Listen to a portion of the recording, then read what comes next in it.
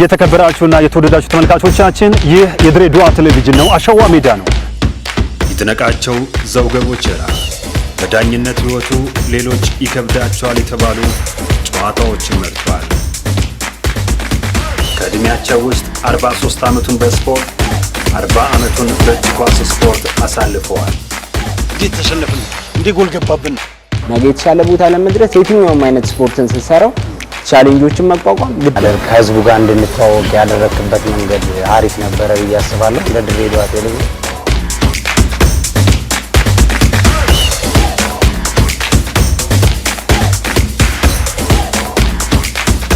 ሰላም ጤና ይስጥልን። የተከበራችሁና የተወደዳችሁ ተመልካቾቻችን በያላችሁበት የተከበረው ሰላምታችን ይድረሳችሁ። ሰላም ለእናንተ ይሁን። ይህ የድሬዳዋ ቴሌቪዥን ነው። አሸዋ ሜዳ ተጀምሯል። ዛሬ አሸዋ ሜዳ እንደተለመደው ከአንድ እንግዳ ጋር ቆይታ ያደርጋል። ተወልዶ ያደገው በአማራ ክልል ወደ ወሎ አካባቢ ነው፣ የፍቅር ከተማ። ወደዚህ ወደ ድሬዳዋ ከመጣ ደግሞ 43 ዓመታት በላይ አስቆጥሯል። በድሬዳዋ ወደ 8 የሚጠጉ ቡድኖች ተጫውተዋል።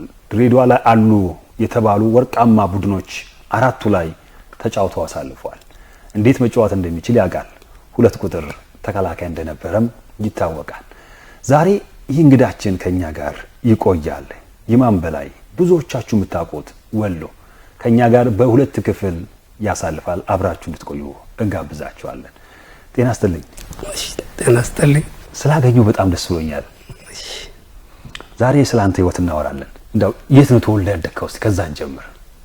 እንግዲህ በወሎ ክፍለ ሀገር በደሴ ከተማ ልዩ ስሙ ባምቧ በሚባል ቀበሌ ያው ታክሲ መዞሪያ ነው የሚባለው፣ አስመራ በር ይባላል።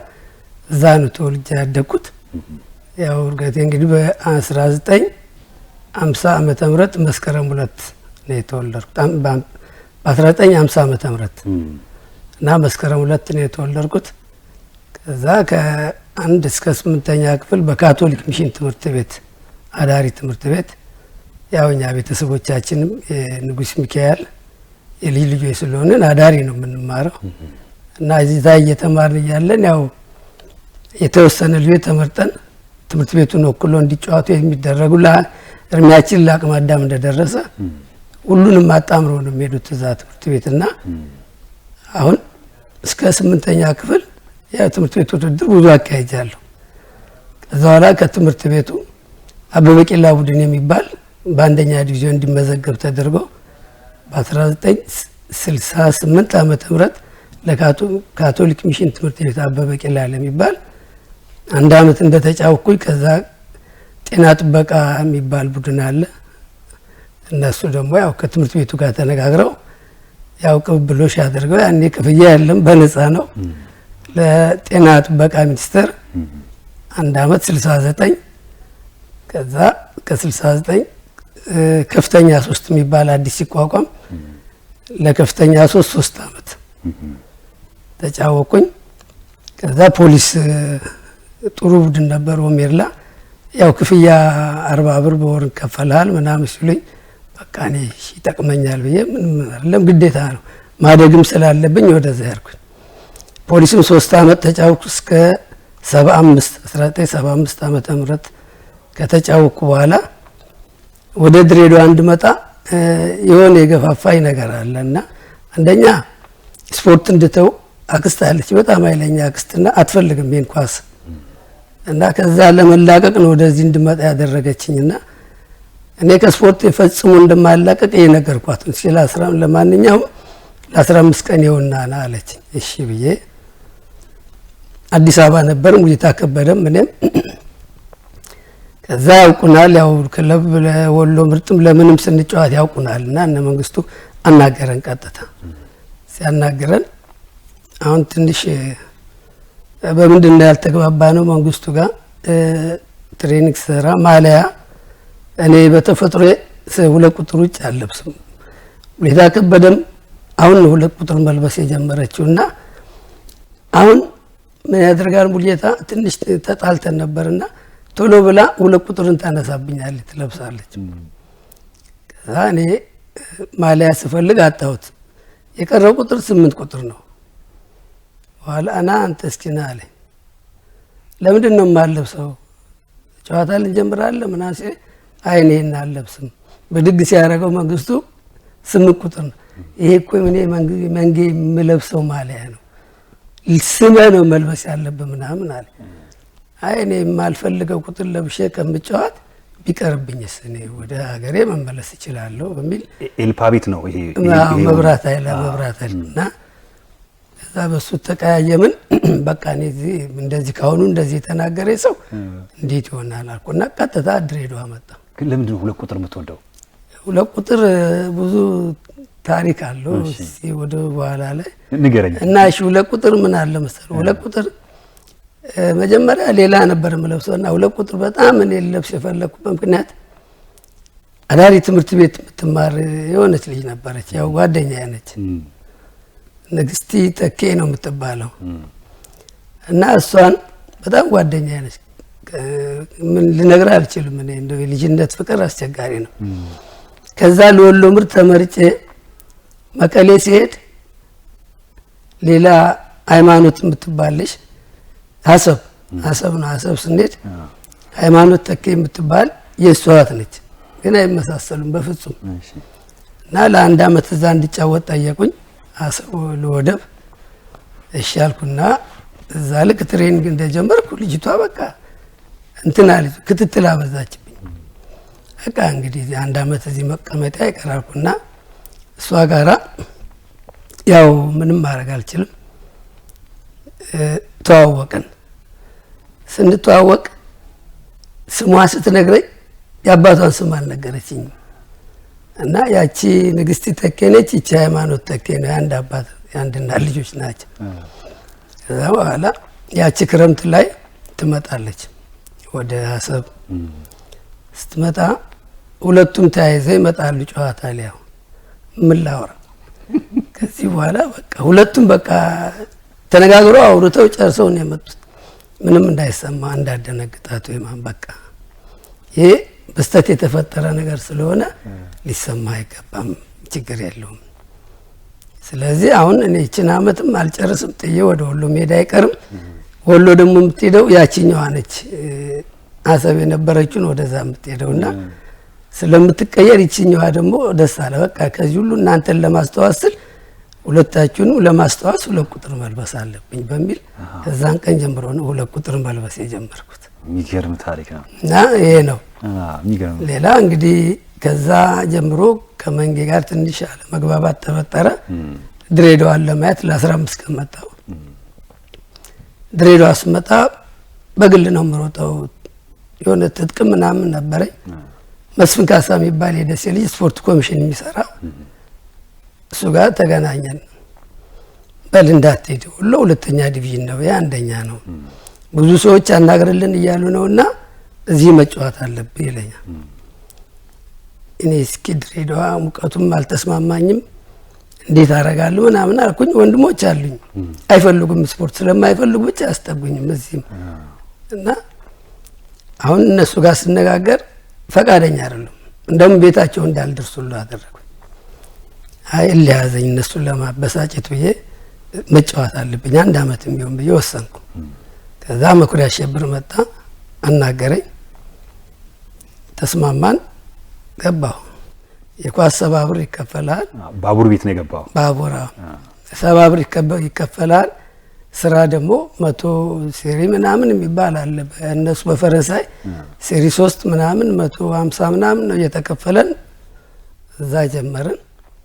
እዛ ምድር ባቡር ዶርም ችግር የለም፣ ስትፈልግ ታድራለህ፣ ስትፈልግ ትሄዳለህ። እና የተወሰኑ ልጆች እዛ እንደሚያድሩ ነው። እዛ እያለን ጥሩ ተጫዋቾች 13 ምናምን አካባቢ በወጣት ተተካና እነ በከሬ እነ ድሬ ምናምን በዛ ሰዓት ብዙ ሰዎችን አስቀምጥ ናቸው። እዛ በቃ እየተጫወተን እያለን አማረ ዘውዴ የተካበ ወንድም ነች። ኮተንና ባቡር ስንገናኝ እንግዲህ ብዙ ጊዜ ኮተን ነው የሚያሸንፈው ባቡርን። ዛሬ ግን አንተ አመንክ እንጂ ብዙዎች ይከራከራሉ። አረ ብዙ ጊዜ ነው በእናንተ ጊዜ ይችላል። በእኛ በጣም አደጋ ነው ኮተን። እኔ ብዙ ሰማለሁ ታሪክና ያቺ ቀን አማረ ነች እንደተጀመረ 7 ደቂቃ ምናምን አልሆነ 1 ጎል አገባች። አማረ ስታገባ በቃ ይሄ ነገር ተከላካያችን የኛ ሻሚ የሚባል የገንደ ቆርጅ ነው፣ ደካማ ነው፣ 5 ቁጥሩ እንዴት ነው? እኔ ነኝ ብዙ ጊዜ ከኋላ እየሄድኩ ከፊት እየሄድኩኝ እየተመለስኩ ማስጥለው የነበረና አሁን መኩሪያ እረፍት ስንወጣ ሲናናና እስኪ አንተ ሁሉ እያለኝ አቤት ፍጥነት አለ፣ ጉልበት አለ፣ ትዘላለህ፣ እስኪ ለዛሬ ይህን ቡድን አሸንፈ መውጣት ስላለብን ከኋላ ዘጋለኝ። ኧረ መኩሪያ እኔ በእናትህ ምናምን አልኩት። አይ በግድ መሆን አለብህ አለኝ። እሺ አልኩኝ። የራሴም ጥፋት ነው እየተመለስኩ ብዙ ስላስጣልኩኝ አየና እዛ ያንን 5 ቁጥሩን አስወጣው። እኔን እዛ ቦታ አስቀመጠ። 4 ቁጥር ከፊት አለማየሁ ነው የሚባል የሆነ ልጅ ጎበዝ ልጅ ነው፣ ረጅም ነው። በዛው 1-0 አሸንፈን ወጣን። ከዚህ በኋላ አይደለም ለክለብ ለሐረርጌ ምርጥም 5 የምትሆነው አንተ ነህ በቃ ጥርጥር የሌለው ብለዋል። በቃ እንደዛ እያልን ብዙ ክለቦች ጥሩ እንትን ነበር ያኔ ባቡር በታዳጊዎች የተተካ ነው። እንደዛ እየተጫወትን ሁለተኛው አመት ላይ አዲስ አበባ አልፈናል። ለአዲስ አበባ ለመሄድ አልፈናል የክለብ እና ዶርም ገብተን ዝግጅት ላይ ነበር። እዛ ምሰራ ዘመድ አለች እኔ ስፖርት ኮሚሽንና ውድድሩ እንደተሰረዘ ትነግረኛለች።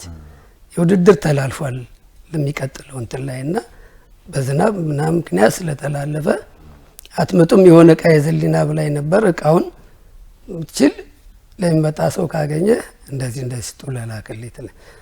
እኔ አሩሲ የሚባል ካሱ አልማን 3 ያዘና ኑ አልኳቸው። ምንድነው ጨዋታው ተላልፏል እንሂድ በቃ እንጠጣ አልኳቸው። ታይዘን እኛ ደቻቱ ሄድን። በቃ ጨዋታው ተላልፏል። አሁን ዛም ቀውጭ ይሆናል ምድር ባቡር እንዴት ነገ ልንሄድ ዛሬ ልጆቹ ሰብስቦ ይዞ ይሄዳል እና የማታውቁ ጉዳይ አለ ምናምን አለ። እሺ አሉን። እስር ቤት ወሰዱን። ጋሪ ላይ ነው ያሰሩን። ምድር ባቡር ጋሪ ላይ ታሰርን። አሁን ምግብ ምሳ ግድ ነው መመገብ አለብን። ምግብ ሲመጣልን ከሆቴል ቤት የሚመጣልን ትራፊ ነው በካርቶን። እኔ ለምን አልሞትም አልኳቸው። ይሄ በር ከተከፈተ ገንጥ እየሮጣለሁ ተኩሶ ይምታኝ የፈለገ ይሆናኩና ፖሊሶች አሉ እዛ ምድር ባቡር። ልክ ምግብ ይዞ ሲመጣ በካርቶን በዘብጥ አልኩትና ምግቡን ሄድኩኝ። ስንሄድ ከስንት ቀን በኋላ ያው ሽማግሌ ተልኮ ምን ተብሎ ጠሩን እንደ ስብሰባ እንደዚህ ምናምን ልካርላችሁም። አዎ ይገባኛል አልኩት። ግን አንተ ሄደ የቡድን ሄደ ወይ አልኩት። አልሄደም። እኔ ዘመድ አለችኝ እዛ ምትሰራ ታውቃለህ እንዳልኩት ተነግሮ አልሄደም ይሄ ቡድን በቃ እዛ በፍጹም እዚህ ቡድን ያልቀጥልም አበደን አልኩኝ። ምንም ማድረግ አልችልም። ያን ሰዓት ደግሞ ከነማ ይጠብቁኝ ነበር በጉጉት እንደተጣለ ያውቃሉና ጆቫኒ ባርባ ነው በቃ እዚህ ቡድን ማትቀጥል ከሆነ ከከነማ ውጭ የትም እንዳትል ብዙ ነገር አደርግልሃለሁ። መንጃ ፈቃድንም ያው ከወሎ ስመጣ ሁለተኛ ይዤን የመጣሁት እዚህ ያለው ከነማ ገባው። ከነማ ደግሞ በጣም ያኔ ቆይ ወሎ ከነማ ቤት ቆይ ባቡር ቤት ብዙ ነገር እናውራ። እሺ ባቡር ቤት ዶርም ነበራችሁ? ማሙሺ፣ ሰለሞን፣ አሩሲ ማለት ነው ነፓቺ ምናምን ወደ 7-8 ነበራችሁ። አሁን አለች ራሷ ያለች ቤቷ። እንዴት ነበር እዛው የምታሳልፉት? አንተ እንደውም እኮ ብዙ አልቆየህም። እኔ ብዙም እዛ ብዙም እንትን አለን ማላድርም። እኔ ብዙ ጊዜ ማድረው እዚህ አጂፕ አንድ ደሴ ልጅ አለ። አጂፕ ከማዳው ጀርባ ላባጆ አካባቢ ትንሽዬ ቤት ነገር ነበረች ዘበኞች የሚያድሩባት ነው። በቃ ለሱ ተውለታል። እዛ ነው እኔ ከትሬኒንግ መጥቼ እዛ ነው። ያው እኔ ብዙ ጊዜ ጨዋታ ያለን ቀን ግድ ነው እዛ አድራለሁ። እዛው እንታጠባለን፣ ሸዋርም አለ። ምግብ ግን በትሬኒንግ ሰዓት ነው እንጂ በማንኛውም ሰዓት አይፈቀድም። ምናልባት ባቡር ዶርም የያዘ የመጀመሪያ ቡድን ይሆን ነው ይኖራል? ከባቡር በፊት አይኖርም። በኋላ ግን አሉ የተለያዩ ክለቦች ዶርም ያላቸው። ስንት ነበራችሁ እዛ ክፍል? ተደራራቢ አልጋ ነው? ተደራራቢ አይደለም። ክፍሏ ትንሽ ናት ብዬ ነው። ትንሽ ነች። ያው አንዱ አልጋ ላይ ሁለቱ ነን ነው የምንተኛው። ምንም እንትን የለም። እኔ እንደውም ብዙ ጊዜ አልጋፋቸው። ግን ማሙሽ ነው ለብቻው ብዙ ጊዜ አሉ። ማሙሽ ብዙ ጊዜ ተቀምጧል። እነ ፓቼ ብዙ አሩሲም ወደ ዱቄት መጣ ተበተነ። በኋላ እኔ ከዛ በኋላ ብዙንም አላስታውስም።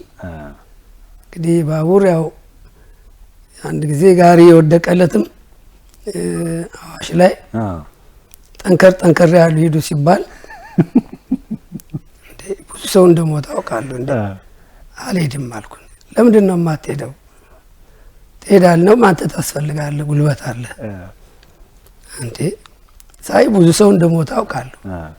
እሺ እንደ ጉዳይ አለው ብዬ በጋሪ በትንሿ ይዘውን ሄዱ። ስንሄድ በቃ ምግብ መብላት አልቻልኩም። በቃ እዚህ አሸዋ ነው ጥላ ነው ብለህ ቁጭ ብለህ ስትበላ ይሸታል። ቆፈር ስታረገው ወይ እጅ ታገኛለህ ወይ ጭንቅላት፣ ብቻ የሚዘገን ጊዜ ነበር ያኔ። ባቡር ተገባ ተገልብጦ ነው እና ወዲያውኑ በማግስቱ ነው በቃ እኔ እንዲህ አይነት ነገር አልፈልግም። እግር ኳስ ተጫዋቾች ነው ይዘው ሄዱ። ጉልበት ያላቸው ሄዱ በብዛት ጠፉ። እኔ ግን ያው ምንም አማራጭ የለኝም ሄድኩኝ። ይሄዱም አሉ እነ ሽመልስ ምናምን የሚባል አሁን ሞቷል በባቡር አደጋ። እና ያኔ በቃ ለምን ሄዳችሁ ልታነሱት ባቡሩን? ጉልበት ያላቸው ብረቱን ምኑን ለመልቀም ለመሰብሰባውና ያንን አስታውሳለሁ። ስለዚህ አሁን የባቡር ተጫዋቾች ስታጠፉ ትታሰራላችሁ ማለት ነው እዛው? እንግዲህ የመጀመሪያ የታሰርኩት እኔ ነኝ ያኔ። ከዛ በፊት የለም። ወሎ ያሉት ለምንድን ነው? ወሎ የተባልኩት በቃ ይሄ መስፍን ካሳ ስፖርት ኮሚሽን የሚሰራው ጥሩ እንትን ላይ ነበርኩና በቃ እዛ ቁጭ ብሎ ይፎክራል እሱ። ልክ ስከላከል ገባ ሲባል ሰዋጣ የሀገሬ ልጅ ወሎዬ አለ። በዛው ወሎ ተባልኩኝ። በስሜ ማንም ጠርቶኛል። ማን የሚባልማ ስም አያውቅም ሰው። ወሎ የተባልኩት በመስፍን አማካኝነት ነው። ስፖርት ኮሚሽን ቴክኒክ አማካሪ ነበር። በሱ ምክንያት እንትን አድርጌያለሁ። በተለይ ባቡር ቤት እያላችሁ ሞክሪ ምን ያደርጋል? ብዙ ጊዜ ሞክሪ ልምምድ ጠንካራ ነው ይባላል። አንድ ለአንድ ያስገባችሁና 3 ደቂቃ ምናምን በቃ ሜዳ ላይ የምትሆኑትን ትሆናላችሁ። በጣም ጠንካራ። አንተ ደግሞ እዛ ጊዜ ወጣትነት አለ፣ ልብ አለ፣ ጉልበት አለ፣ በጣም ፈጣን ምናምን። አንዴ ከሰለሞን ጋር ተጣላችሁ አይደል? አሩሲ ጋር አንተም እሱም በጣም ጉልበታም ናችሁ። ምን ተባለ መኪና ተጋጨት። አውራኝ እስቲ። ሁለት ባቡር ነው ባቡር ሻል ሁለት ምንድነው የጭነት ኦተራይ የሰው ነች ዴዴ። እሺ ሁለት ዴዴ ባቡር ነው የተጋጨው ምናምን ብለው ነው የተቹብን። ያኔ እኔ ትንሽ ሞቅ ብሎ የነበረ ወደ ዶርም እየገባን ነበርና ያው አልተዘጋጀውም።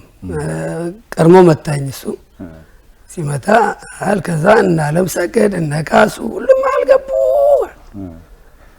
እኔ እንተመትቼማ አልተውም አልኩና አንድ ቀን ዶርም ገባሁለት። እሱ የሚገባባትን ሰዓት አውቃለሁ። ሲሄድ ማን እንደነገረው አላውቅም። ሀዲዱን ዘሎ ነው ምድር ባቡር ግቢ የገባው። አይ ሌላ ነገር ይዞ ነው፣ ሽጉጥ ይዞ ነው ወይ ጩቤ ይዞ ነው ብሎ እና በጣም የሚገርም ነገር እኔ ጩቤ አይደለም ያኔ ብረት ቦክስ ነበረኝ። በቃ እኔ ፈለጋ አረጋለሁ ብዬ ብዙ ጊዜ ተከታትሎ ላገኘው አልቻልኩም። ሻንጣውን ይዤበት መጣሁ። ሻንጣውን ይዤ ቤት የመጣው በስንት ልመና ስንት ሰው ተልኮ ነው ያንን ልብሱን የሰጠሁት መቀየር ያጣው ብሎ። ከዛ በኋላ አስታረቁን። ያው ባቡር እንትን ያው 2 አመት ነው የተጫወቅኩት ባቡር ላይ ነው። ባቡሮችን ብዙ ጊዜ ሌላ ክለብ ሆኜ እልህ ነበረብኝ። ባቡር ጋር እንዴት መቼ ተገናኝተን ነበር ምለውና ከባቡር እንደወጣው ከነማ ነው የገባሁት። የዛ ጊዜ ካቲ 66 አይደለ? እና ከነማ በጣም ሀብታም ልጆች ናቸው፣ ችግር የለባቸውም። በቃ እኔ ነኝ እንግዲህ ትንሽ ዝቅተኛ ኑሮ የምኖረው። የዛ ጊዜ ሜዳችሁ ይሄ ኮንስታ የተሰራበት ቦታ ነው? ኮንስታ የተሰራበት ቦታ ዲፖ አካባቢ በቃ ልክ ነው። እሱ ነው ትሬኒንግ ሜዳችን። አብራ ጎዳናው ከፍ ብለህ እና በቃ ያኔ ከነማ በቃ ምርጥ ቡድን ሆነ። በቃ አንደኛ ጆቫኒ ቀለባቸውን ይችላለሁ አለ። መዘጋጃ የተወሰነ ይደጉመዋል። ሙሉ ዶርም የገባ ቡድን ቢኖር ከነማ ነው። ቁርስ ምሳ አራት እዛው። የት የምትመገቡት? ወተት ቤት የለችም ይቺ አሁን ግሪክ ቤተክርስቲያን ፊት ለፊት ያለችው የምን ልማት ምናምን ነው የሚለውን እና እሷ ውስጥ ነው። 2 ክፍል ቤት ተሰራ፣ በአስቸኳይ ተሰራ። ፍራሽ ተዘረጋ፣ ማደሪያ ነው። መውጣት የለም። ጥሩ ክለብ ነበር ያኔ። በጣም የሚገርም ነገር ከነማ 3 ጨዋታ ነው 2 ጨዋታ ሲቀረን ማለፋችን አረጋግጠናል። አበበ እሸቴ ነበሩ ከንቲባው የዛ ጊዜ? አበበ እሸቴ ነበሩ። እሳቸው ናቸው ቡድኑ። አበበ እሸቴ ነበረ። በጣም ሞራል እነሱም ይመጣሉ ማታ ማታ ይጎበኛል። አበበ እሸቴ በርቱ ብዙ ነገር አላችሁ ምናምን በቃ በዛ ሰዓት ነው ብዙም ልጅነት እንጂ መሬት ጥያቄ ብንጠይቅ በሚተገብ ያስተናግዱናል።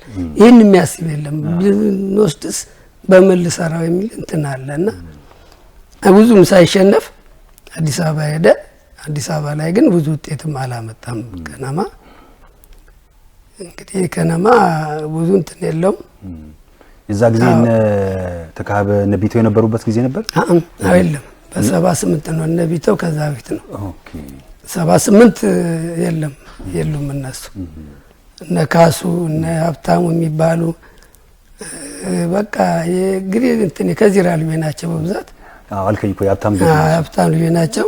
ችግር የለም እነሱ ጋር በቃ ዛሬ አንድ ቤት እጄ ጠግቤ እበላለሁ ነገ አንድ ቤት በቃ በጆቫኒ ባርባኑ ምንም እንትን አላሳጣን። በቃ ጥሩ ምግብ ነበር። በጣም እንክብካቤ የነበረው ቡድን ከነማ ነበር። ግን ሊቀጥል አልቻለም ከነማ። ጆቫኒ ብቻውን አልቻለም።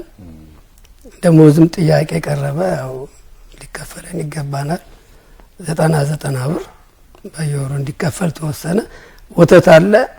ወተት ያው አንዳንድ ሊትር የኛ ነው። በቃ ከውርሶ ነው የሚመጣው ወተቱ። ከውርሶ ይመጣል፣ ለህዝብ ይሸጣል። ይዞ መሄድም ይወስዳል። እዛ የሚጠጣ እንደ ክበብ አለ። እኛ ግን ከትሬኒንግ በኋላ አንዳንድ ሊትር አለ እንደዛ። እና የከነማ ጥሩ ቡድን ነው። ማሊያም ደግሞ የከነማ ማሊያ ከዚሁ ከሀገር ውስጥ አለም ከውጭ ነው የሚመጣው። ጣሊያን ማሊያ ናቸው። አሳያለሁ ፎቶችን እያለሁ እና ከውጭ ነው የሚመጣው። በጣም ተብለው ልዩ ልዩ ማሊያ እና ሞራል እንትን ይላል። ምን አይነት ከለር ነው? ያው አሁን ከነማ አይነቱ ነው። ሁለት አይነት ነው ከነማ ብዙ እንትን አይደለም። ያው ድሮ ጥቁር በነጭ ስለነበረ ካሜራው ይሄ ዘመናዊ ማሊያ ከውጭ ነው ከጣሊያን ነው። ይሄ አሁን ከአሁኑ ጋር ይቀራረባል። ከነማ እኮ እንትኑን አልቀየርም አልኳቸው። ምክንያቱም ድሮም ይሄ ነው አርማው ከነማ። ግን አንድ ሰው ሳናግር ምን አለኝ ብርቱካናማ ማሊያ ድጋሚ ከነማ ሲቋቋም እኔ ነኝ ብርቱካናማ እንዲለብሱ ያደረኩት ምናምን አካባቢ አይደለም። ምስክር ነው። 78 ማስረጃ ነው። 78 ነው የተቋቋመው። 78 እዛ ከነማ ተጫውቻለሁ። ይሄም ከነማ ነው። ይሄም ከጣሊያን የመጣ ማሊያ ነው። ይሄንን ማሊያ ለብሳል እንዴ? አዋ ከነማ ሌላም አለው የሚያማምሩ በቃ። ይሄ እኮ የጨርቃ ጨርቅ ይመስላል። ከነማ ነው። ኦኬ የጨርቃ ጨርቅ ይኸውልህ። ኦኬ ጨርቃ ጨርቅ ይቀራረባል ከጨርቃ ጨርቅ ጋር። ስለዚህ ዚያድም ነበረ፣ አንተ ነበር ግብ ጠባቂ ገንደ ቆሬው አደሜ ነበረ። ይሄ ቡድን ነው ማለት ነው እናንተ ቡድን? አዎ በጣም በጣም በጣም ብዙ ጊዜ ሳይሸነፍ ዘና ብሎ 78 ያለፈ ቡድን። ዘኪ ነበረ እናንተ ጋር ነበረ? ዘኪ አይደለም ሀብታሙ ነው። ይሄ ዘኪ ነው። ሀብታሙ የነበረው አለሽ። ካለ ምን ያህል አመት ቆየ ከነማ? 78 ላይ እንትን አለ በቃ። ከዛ በኋላ ተበተነ። 78 ላይ እንትን ብሏል አቆመ በቃ። ሁላችንም ወጣን። እኔም ያው ኮተን ይጠብቀኝ ነበረው። ኮተን ያው ገባሁኝ። ስለ የካቲት 66 ወይም ድሬዳዋ ከተማ ስናወራ ጆቫኒ መረሳት የለባቸው። ነፍሳቸውን ይማር። ለድሬዳዋ ስፖርት ለድሬዳዋ እግር ኳስ ዲዲ የሚባል ቡድን የሳቸው ነበር። አዎ ዲዲ የሚባል ከየው ለጆቫኒ ይሄ ብቻ አለ። ጆቫኒ እኮ ከነማን ይደግፍ እንጂ የሁሉም ቲፎዞ ለምሳሌ አሁን አዲስ አበባን ወክሎ እንዲያልፉ የሚፈልጉ ክለቦች ባቡርና ኮተን ነው በሄዱ ውጤት የሚያመጣው። ከባቡርና ከኮተን ውጭ እዛ ሄዶ አላግባብ ተሸንፎ ሊመጡ ይችላል። እና ጆቫኒ የሚያልፉ ቡድኖችን በሙሉ ድጋፍ ይሰጣል ለድሬዳዋ ስፖርት እድገት እንጂ ጆቫኒ ከነማ ብቻ አይደለም። እንደውም ኮተኒ ጋር ከብዙ ጊዜ ግጭት ምናምን ስናደርግ ይሄ ቡድን ድሬዳዋን ወክሎ መሄድ የሚያስጠራ ነው እና ብዙ እንድንገጭ አይፈቅድልንም ጆቫኒ። ጥሩ ኳስ ተጫዋት ግጭት ተው ይለኛል። እኔ ደግሞ ባህሪ እንዲህ አይነት ሜዳ ስገባውን የሰውን እንትን አልሰማም። ሰው እንደሚሰርበኝ ያውቃለሁ። አሁን ኮተኒን አንድ ጊዜ የማረሳው ነው ብቻ አልደረስንም እና ዱቄት እያለን ነው። ዱቄት እያለን ኮተንን 3-0 አሸንፈናል። እንግዲህ ዱቄት ከቢ ነው የመጣው። ከቢ ሲመጣ መያዝ የሚገባቸው ጌታቸው ወልዴ ነው አሰልጣኝ። ማንን እዛ ቦታ ላይ ማድረግ እንዳለበት ቅድሚያ ጨርሷል። ሰው ነው የተላከብኝ እኔ እንዲህ ነውና ኢማምባክ ይሄ ታዳጊ ቡድን ነው ከቢ የመጣ ነው እናንተ ካልገባችሁ ውጤት አይኖርም ይሄ ነገር ተባለ። ከእንዴት ከቢ መጥቶ ልንዋረድ እንችላለን? ይሄ ከሆነ ደግሞ ከሌን ቀላቅሎ አልኩኝ። የተባሉት በሙሉ አልተገኙም። የተወሰነ 1-3-4 ሰው አገኘን። ያው ጥሩ ሆነ። እንደውም የተናቀ ቡድን ዝም ብሎ ያለ ማሸነፍ ብቻ ሆነ እና አንድ ጊዜ ከባቡር ጋር ስንጫወት ባቡሮች ለማለፍ እኛ ላይ 2 ጎል ይፈልጋሉ። 2 ካላገባ አይሆንም። 1-0 እያለ እኔ ወጥር አድርጌ ይዤ ትንሽ ነበረብኝና እነሱ ጋር አንግባው የወጣሁበት ቡድን ነው። ልክ ሊያልቅ አካባቢ ረብሻ ተነሳ። ምንድነው ረብሻው? ይሄ የሆነ ልጅ በቦክስ መቱት ወደቀ። ዳኛው እያየ ዝም አለ። ቦክስ ልታወዳድር ነው እንደመጣው እንዴት ነው እየተመታ ዝም የምትለው? ድጋሚ ወደቀበት ሲመታ የደቻቶ ልጅ ጌትነት የሚባል አላስችለኝ አለ። ሄድኩና እሱን እንደመታው እኔም መታው። ከዛ በቃ ቀውጥ የሆነ ዱላ ተጀመረ። በቃ ተጨፋጨፍን። መጨረሻ ላይ እኛ ልጆች ናቸው ብዛት ብዙዎቹ ሸሹ። 1-2-3 ልንጃ ብቻ እንደምን ተከላክለን እኛ አደረግን። እንደዛም ተደራርገን ማታ 4 ቴዎድሮስ ሆቴል ነበር ዱቄት የሚበላው። እኔ ያው ትንሽ ስለተደበደብኩኝ ሊይዞኝ ከመብላቴ ፊት መጠጣት አለብኝ። በቃ እንደው ከዚህ በኋላ እዚህ ሀገር መጫወት ማያስፈልግም መመለስ አለብኝ ወደሚለው ብዙ አደረኩና እሺ ማታ አራት ልበላ ወደ 1 ሰዓት ተኩል ላይ ቴዎድሮስ ሆቴል ነው ስንሄድ ልክ እየበላው ያል ቶሎ ጨርስ ምን ለምን ትበላለህ ልትሞት አይደለም እንዴ ምናምን ሲሉኝ እንዲሳ ዮሴፍ የባቡር ጌትነት የባቡር ውብሸት ባቡር አሁን ውብሸት የዲፖ ልጅ ነው። የዲፖን ግሩፕ ይዞ መጥቷል። ጌትነት ደቻቱ ዮሴፍ የለጋሪ እንዲያዩዋቸውና ይሄ ሁሉ ህዝብ ለኔ ምን ያስፈልጋል?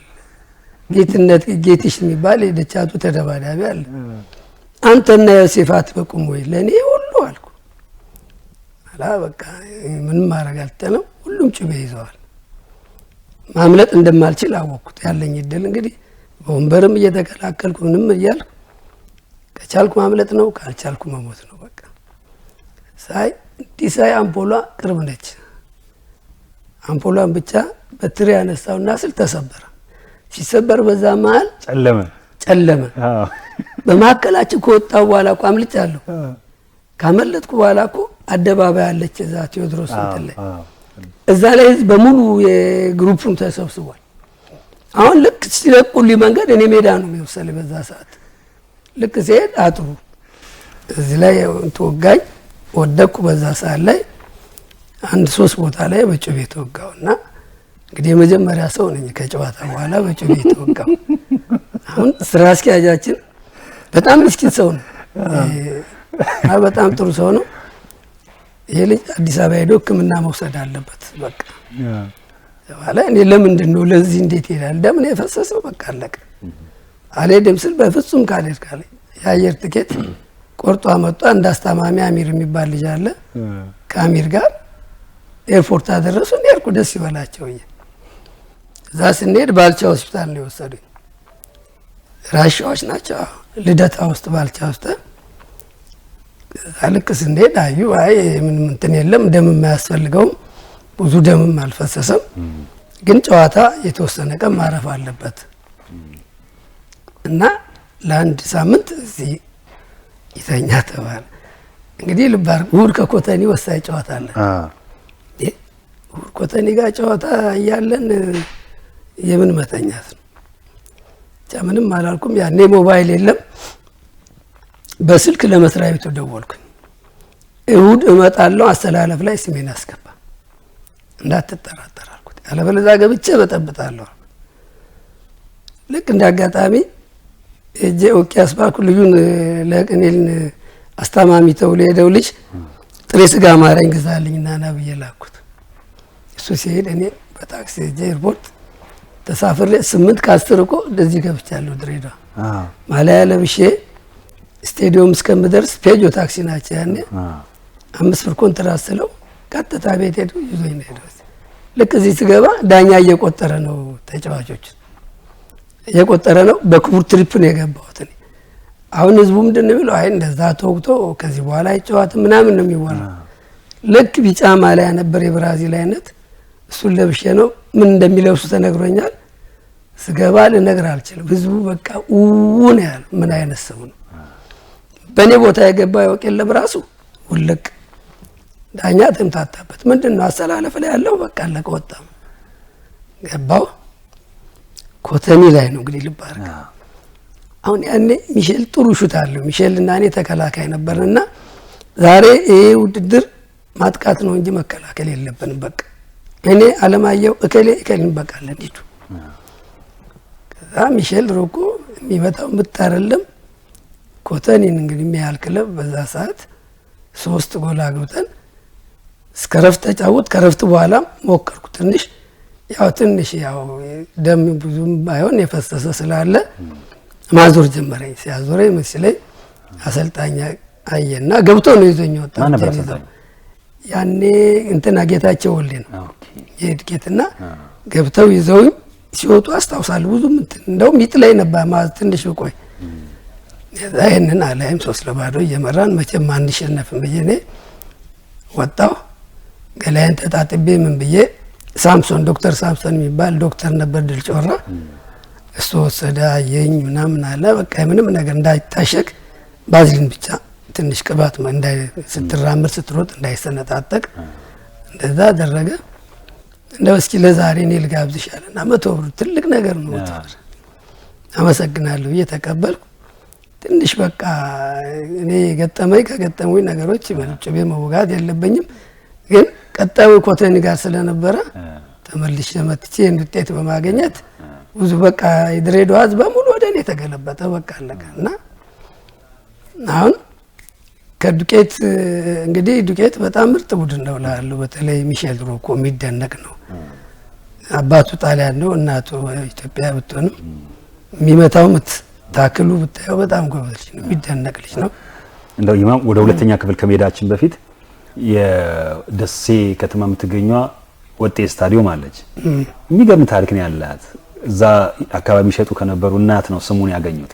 እሺ ታሪክ እስቲ ንገረንና ክፍል 2 ደግሞ እንመለሳለን። እሺ አሁን ወጤ እንግዲህ ሜዳ ነው፣ ዳሩ ላይ ጫካ አለ፣ ትንሽ ቤቶች ናቸው እና እዛ አካባቢ ላይ በጣም ምግብ የምትሸጣለች ምግብ ትሸጣለች፣ ንፍሮ ትሸጣለች። ምንድነው እዚህ ሀገር ጥብኛ ነው የሚባለው፣ በወሎ ማምዬ ነው የሚባለው።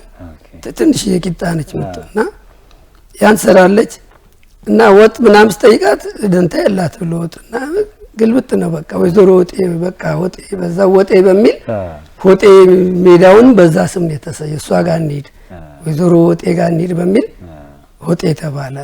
ይሄ ነው ባጭሩ። በጣም የሚገርም ታሪክ ነው። የተከበራችሁና የተወደዳችሁ ተመልካቾቻችን ከኢማም ጋር የምናደርገው ቆይታ እጅግ በጣም ይጣፍጣል። በእውነት ጥሩ መናገር የሚችል ሰው እንደሆነ ያየሁት ነው የምገኘውና ግዴላችሁም ክፍል 1 በዚሁ እናጠናቅ። ክፍል 2 ደግሞ ስለ ድሬዳዋ ጨርቃጨርቅ ጨምሮ ስለ ተለያዩ ጉዳዮችን እናነሳለን። ልብ በሉ በድሬዳዋ በገጠርና በከተማ የተጠረጉ ሜዳዎችን ብዙዎችን በስራው የጠረገ ያስተካከለ ሰው መሆኑንም እንዳትረሱ። አሸዋ ሜዳ ሳምንት ይጠብቃችኋል። የሳምንት ሰው ይበለን። የተከበራችሁና የተወደዳችሁ ተመልካቾቻችን ይህ የድሬዳዋ ቴሌቪዥን ነው። አሸዋ ሜዳ ነው። ይድነቃቸው ዘውገ ቦቸራ በዳኝነት ሕይወቱ ሌሎች ይከብዳቸዋል የተባሉ ጨዋታዎችን መርጧል። ከዕድሜያቸው ውስጥ 43 ዓመቱን በስፖርት 40 ዓመቱን በእጅ ኳስ ስፖርት አሳልፈዋል። እንዴት ተሸነፍን? እንዴ ጎል ገባብን? ነገ የተሻለ ቦታ ለመድረስ የትኛውም አይነት ስፖርትን ስትሰራው ቻሌንጆችን መቋቋም ግድ ከህዝቡ ጋር እንድንተዋወቅ ያደረክበት መንገድ አሪፍ ነበረ ብዬ አስባለሁ። ለድሬዳዋ ቴሌቪዥን